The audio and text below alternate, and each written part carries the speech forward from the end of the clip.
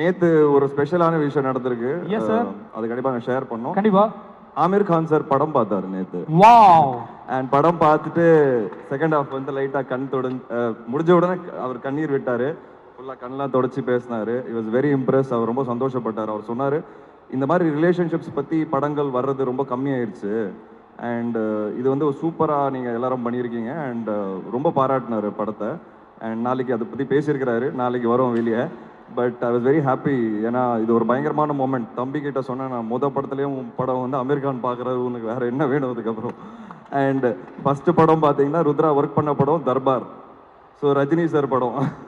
So இப்படி இவனுக்கு என்னன்னு தெரியல, லக்கு மேலே லக்கு நடந்துகிட்டே இருக்கு.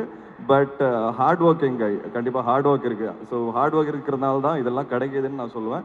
ஸோ நேற்று ரொம்ப ஹாப்பியாக இருந்தது. அண்ட் ருத்ராவோட அப்பா வந்து பயங்கரம் இமோஷனல் ஆகிட்டார் நேற்று. ஏன்னா அவர் வந்து நிறைய படங்களில் ஒரு சீன் நடிச்சிருக்காரு. அவருக்கு தான் சினிமா ஆசை.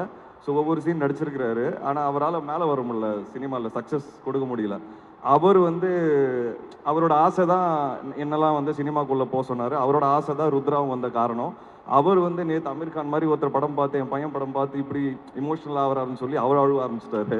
ஸோ ஒரு பயங்கரமான மொமெண்ட்டாக இருந்தது நேற்று. அது உங்க எல்லாரோட ஷேர் பண்ணணும்னு நினச்சேன். அண்ட் என் பொண்ணுக்கு பேரும் அமீர் கான் சார் தான் வச்சிருக்கிறாரு.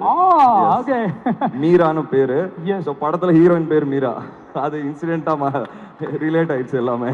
சார் எனக்கு டவுட்டாக இருக்கு, உங்க ஃபேமிலி ரேஷன் கார்டில் அமீர் கான் சார் பேர் இருக்கா? அது மட்டும் தான் எனக்கு ஜாயின் பண்ணலாம்னு நினைக்கிறேன். கூடிய சீக்கிரம் வந்துடல. அதாவது ஆமீர் கான் சார் படம் பார்த்தாரு அப்படின்னு சொல்லிட்டு அம்ஜிகரையில் இருக்கிற ஸ்கைவாக்ல அந்த மேட்டரை வந்து ஃபர்ஸ்ட் சொன்னார் பாத்தீங்களா?